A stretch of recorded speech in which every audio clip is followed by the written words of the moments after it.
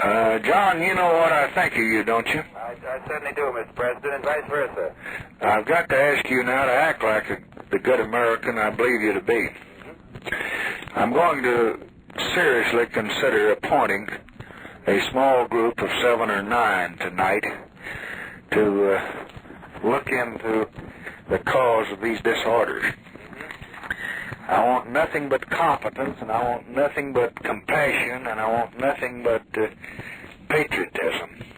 The Commission will investigate the origins of the disorders in our cities. It will make recommendations to me, to the Congress, to the state governors, to the mayors for measures to prevent or contain such disasters in the future. In their work, the Commission will have access to all the facts gathered by the federal government, including the FBI. They will continue to exercise full authority in the Justice Department to investigate riots, search for evidences of conspiracy, and to present them if available. To date, all the reports indicate no such evidence has ever been uncovered. But even before the Commission begins its work, even before all the evidence is in, there's some things we can tell about the outbreaks this summer. First, make no mistake about it, the looting, the arson, the plunder, the pillage which have occurred are not a civil rights protest.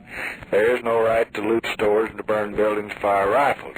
But innocent people, Negro and white, have been killed. Damage to property owned by Negroes and whites is disastrous. Worst of all is the fear and bitterness which have been loosed, which will take long months to arrange and so forth. It would compound the tragedy if we should settle for order imposed by the muzzle of a gun. In America, we seek more than the uneasy calm of a martial law. We seek peace based on one man's respect for another. Most Americans, Negro and white, seek safety in their neighborhood and harmony with their neighbors. Nothing can destroy goodwill more quickly than a period of needless strife and suspicion between the races. Let us condemn the violent few, but let us remember that it's law-abiding Negro families who have suffered most at the hands of rioters. It's responsible Negro citizens who hope most fervently and need most urgently to share in America's prosperity. This is no time to turn from that goal.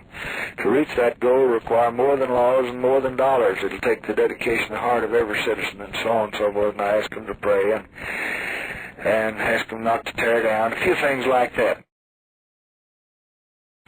And I don't want you to even consider thinking about it. I just want you to say yes, sir. Yes, sir. I will. I'll do it. I know it. Now, don't say a word about it until I make up my mind I'm going to do it. I've got to talk to the Attorney General, but what I want to come out of this, what's good for America, and I think you represent everything that is good, and I'm awfully grateful that you'll go as quick on this as you would to Vietnam if I had to have you.